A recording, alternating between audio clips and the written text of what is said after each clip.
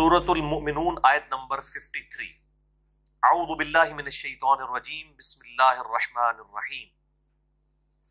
फतक़त्तअू अम्र बैनहुम ज़ुबुरा, लेकिन काट कर उन्होंने दीन की वहदत को इख्तलाफ के जरिए पारा पारा कर दिया। यानी ये कॉन्टेक्स्ट चल रहा है पीछे से कि तमाम जो अंबिया थे उनकी दावत एक ही थी, लेकिन बाद में मानने वालों ने इस दावत के अंदर जो है वो इख्तलाफ पैदा करके फिरके बना लिए। कुल्लु हिज़्बिम बिमा लदैहिम फरिहून, और हर एक गिरोह उस बात पर खुश है जो उसने पकड़ा हुआ है। ये तावील खास के एतबार से ये आयत जो है सूरतुल मुमिनून आयत नंबर 53, कुल्लु हिज़्बिम बिमा लदैहिम फरिहून, हर गिरोह उस पर खुश है जो उसके पास है। तावील खास के एतबार से ये आयत जो है वो यहूद व नसारा के बारे में है। उनको ये मान था कि हम जिन लोगों के साथ हमारी निस्बत है, हम इब्राहिमी हैं, इब्राहीम अलैहिस्सलाम क़यामत वाले दिन हमारे मददगार होंगे, ईसा अलैहिस्सलाम हमारे मुश्किल कुशा होंगे, हजरत मूसा अलैहिस्सलाम हमें बचा लेंगे। ये उनके अकायद व नजरियात थे। और फिर उनके अंदर भी आगे फिरके थे। यानी उस वक्त तो क्रिश्चियंस के अंदर जो मेन दो अकायद थे, वो प्रोटेस्टेंट जो आजकल के मॉडर्न है, उस वक्त वो जैकोबाइट्स यानी याकूबिया कहलाते थे, जो ईसा अलैहिस्सलाम के लिए डिविनिटी क्लेम करते थे, उनको खुदा मानते थे।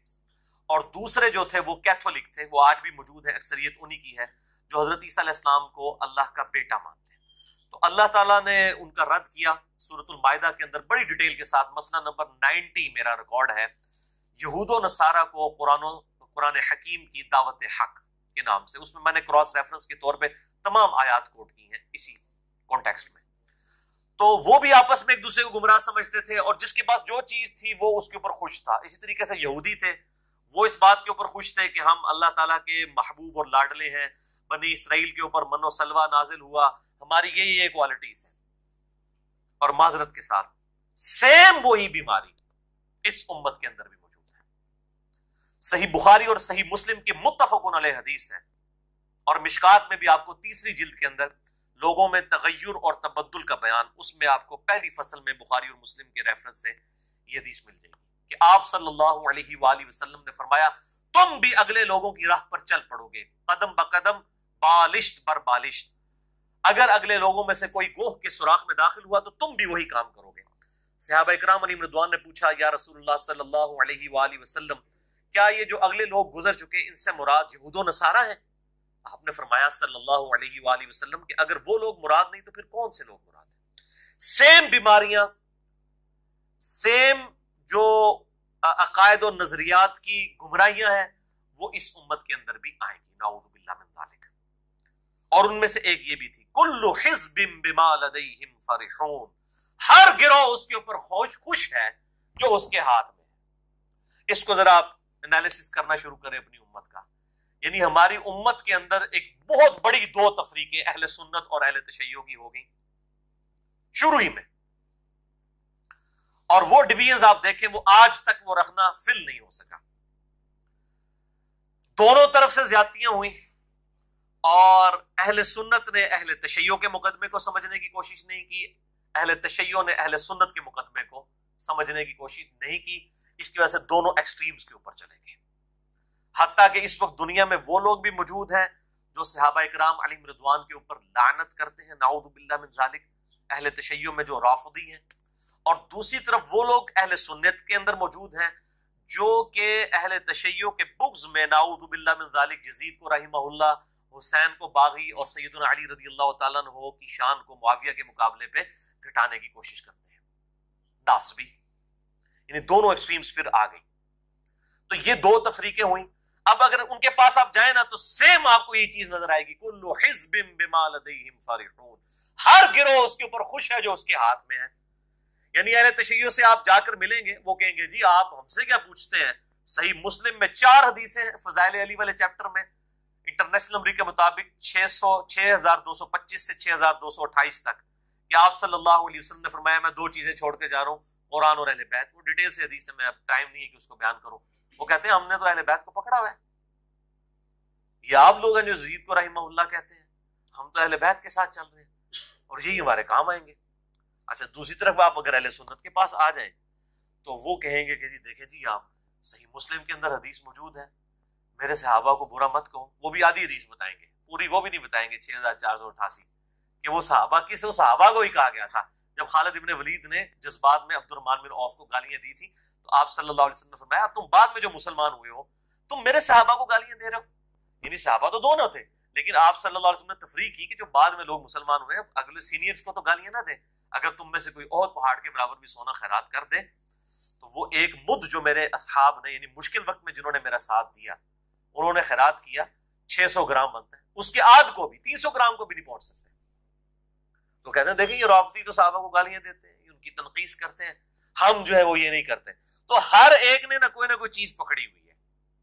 آپ پھر اہل سنت میں بھی تفریق میں آ جائیں تو آپ آ جائیں پہلے بریلویوں کے پاس، وہ کہیں گے دیکھیں جی جو اہل حدیث ہیں انہوں نے صرف توحید پکڑی ہوئی ہے، جو دیوبندی ہیں وہ صرف صحابہ کو لے کے چل رہے ہیں، اور ہم دیکھیں ہم تو اللہ کو بھی مانتے ہیں، رسول کو بھی مانتے ہیں صلی اللہ علیہ وسلم، ہم تو صحابہ کو بھی مانتے ہیں، ہم تو اہل بیت کو مانتے ہیں، ہم بزرگوں کو بھی مانتے ہیں، ہم تو ساروں کو مان رہے ہیں، دیکھیں ہمارے پاس تو سارے ہیں. اچھا آپ دیوبند کے پاس جائیں گے وہ آپ کو کہیں گے جی ٹھیک ہے بریلوی مانتے ہیں لیکن یہاں وہ جو ہے شرک کر جاتے ہیں، ان میں یہ خرابیاں موجود ہیں، ہم دیکھیں ہم صحابہ کو مانتے ہیں. ٹھیک ہے جی. اور اہل حدیث کے پاس آئیں گے وہ کہیں گے جی اصل بنیاد تو توحید ہے، دیکھیں کہ ہم دیکھیں توحید کو مان رہے ہیں، اصل چیز یہ ہے، یہ باقی لوگ تو توحید کے اندر کمزور ہیں. یعنی انہوں نے اب یہ سمجھ لیا اب توحید آ گئی، اب باقی چیزوں کی ضرورت ہی کوئی نہیں. یعنی ہر ایک نے نا، یعنی شیعہ نے سمجھ لیا کہ محرم کے اندر ہم نے جلوس نکال لیے، اپنی ایفیلیشن شو کر دی، اب ہمیں پورا سال کوئی کام کرنے کی ضرورت نہیں. بریلویوں نے سمجھ لیا ہمیں میلاد کے اندر جلوس نکال کے عشق رسول کا تقاضا، وہ کہتے ہیں دیکھ لیں جس کو محبت تھی وہ آج نکلا ہوا ہے 12 ربیع الاول پہ. جو لوگ بکس رکھنے والے تھے آج گھروں میں بیٹھے ہوئے ہیں، الٹا اس کو بدعت کہہ رہے ہیں. اب انہوں نے ہر چیز ایک اینالوجی فٹ کی ہوئی ہے، اور کل حزب بما لدیہم فرحون، ہر گروہ اس کے اوپر خوش ہے جو اس کے پاس ہے. تو اسی طریقے سے یہ سب کی سب فرقہ واریت چل رہی ہے. تو اس میں یہ چیز دیکھنی چاہیے کہ آج تک ویلڈ ہے، ہر گروہ اس پر خوش ہے جو اس کے ہاتھ میں ہے. تو یہ جو چند چیزیں پکڑی ہوئی ہیں نا، ان کی بجائے پورا دین ٹوٹیلٹی میں پکڑا جائے، توحید کو بھی لیا جائے، عظمت صحابہ کو بھی لیا جائے، عظمت اہل بیت کو بھی لیا جائے، اور صحیح العقیدہ جو اولیاء اللہ ہیں، صحیح العقیدہ جنہوں نے اپنی عبادت نہیں کروائی بلکہ توحید کا درس دیا ہے، ان کا احترام کیا جائے. تو یہ سب کی سب چیزیں پیرلل میں، اور کسی کے معاملے میں غلوف نہ کیا جائے. اور آپ دیکھیں یہ بڑی تفریق سیدنا علی کے اوپر ہونی تھی، تو یہ پرٹیکولر حدیث ہے ہی سیدنا علی کے بارے میں. یعنی اکثر لوگ مجھے پوچھ رہے ہوتے ہیں جب ہم کسی کو حدیث شیئر کراتے ہیں نا صحیح مسلم کی کہ علی سے محبت نہیں رکھے گا مگر مؤمن، علی سے بغض نہیں رکھے گا مگر منافق، صحیح مسلم کتاب الایمان چیپٹر انٹرنیشنل نمبر کے مطابق 240 نمبر. تو وہ کہتے ہیں جی یہ حدیث حضرت علی کے بارے میں، لیکن فٹ تو سب پہ ہوتی ہے. یار اگر فٹ سب پہ ہوتی تھی تو نبی صلی اللہ علیہ وسلم نے باقیوں کے بارے میں یہ کیوں نہیں کہہ دیا؟ You are trying to teach your prophet. تم اپنے نبی کو یہ سمجھانا چاہتے ہو کہ تم سے یہ غلطی ہوئی ہے، تمہیں علی کا نام نہیں باقیوں کا بھی نام لینا چاہیے تھا. بھائی نبی کو یہ بات پتا تھی کہ جو اہل حق گروہ ہوں گے ان میں سیدنا علی کنٹراورشل بن جائیں گے. یعنی وہ بڑی جو تفریق ہے سنی اور شیعہ کی، اس میں اہل سنت کو ہی حق پہ مانتا ہوں.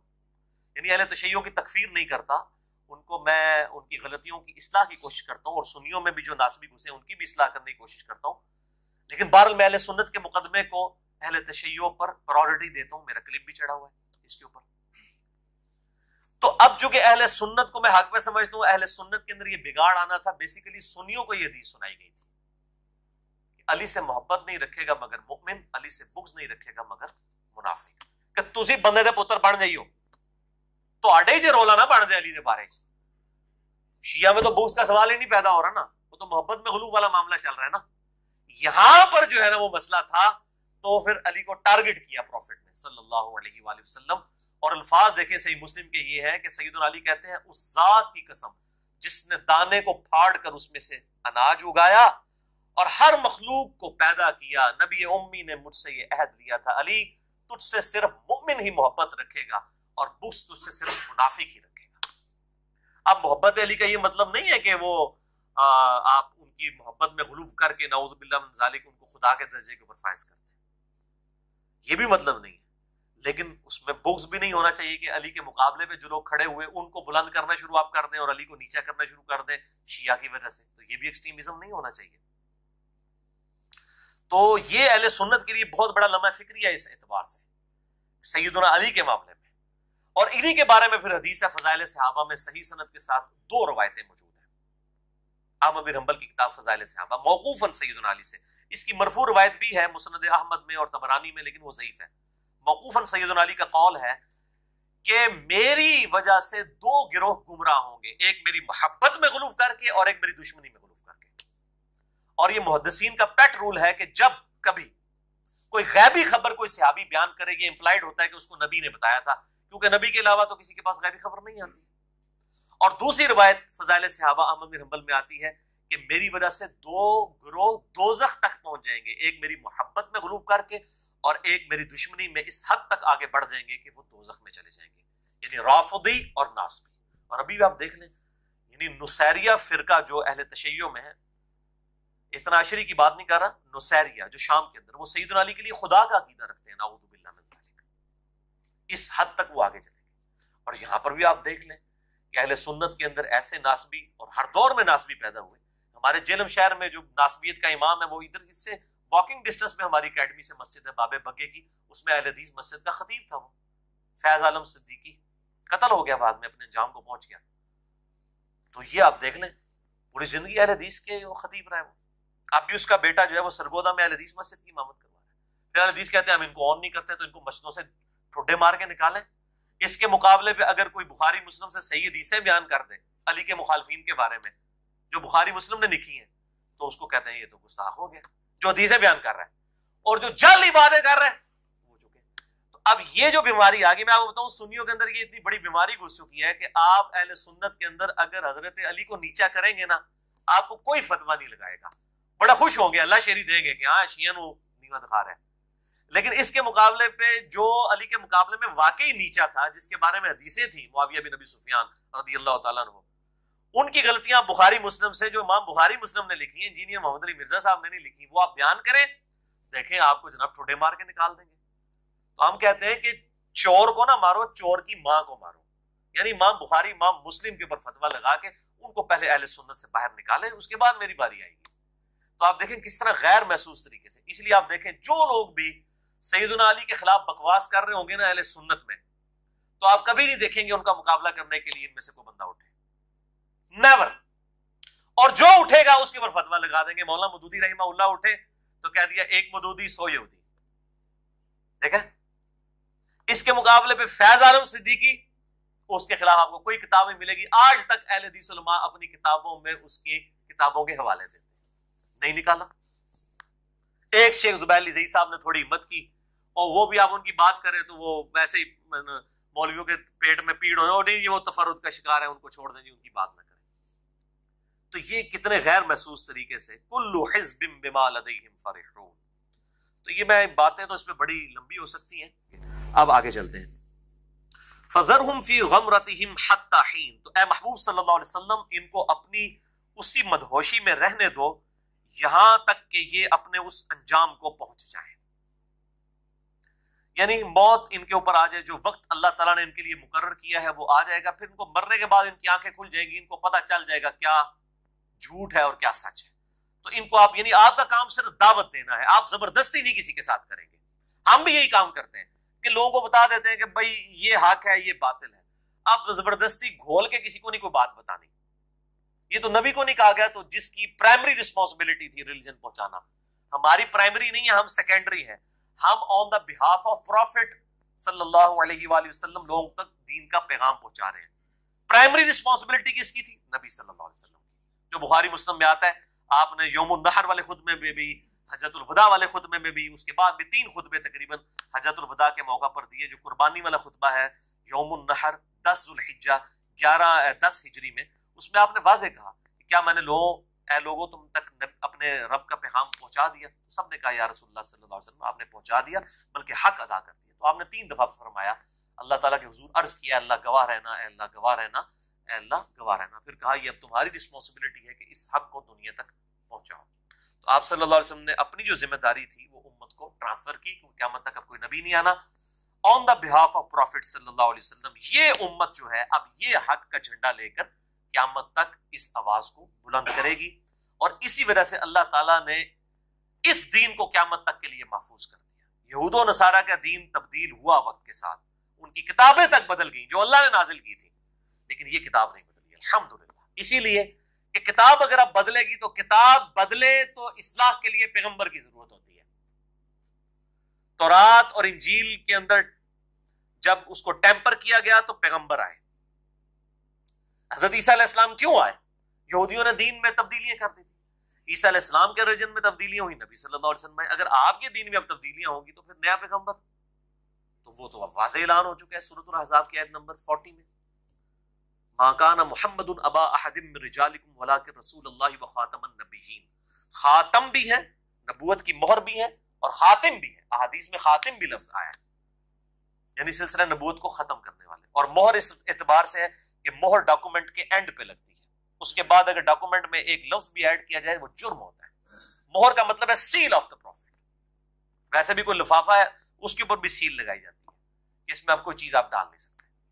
مسئلہ نمبر 40 میرا اس پہ ختم نبوت میں ریکارڈڈ ہے، قادیانیوں کی بدعقیدگی اور ان کی اس کی اصلاح کے لیے۔ تو یہ اب امت نے یہ کام کرنا ہے، تو اے نبی چھوڑ دیجئے ان کو ان کے حال پر۔ میں جب آواز دیتا ہوں وہ کہتے آ رہا ہوں میں جب آواز دیتا ہوں وہ کہتے آ رہا ہوں میں، یہی میرا تعارف ہے گدائے مصطفیٰ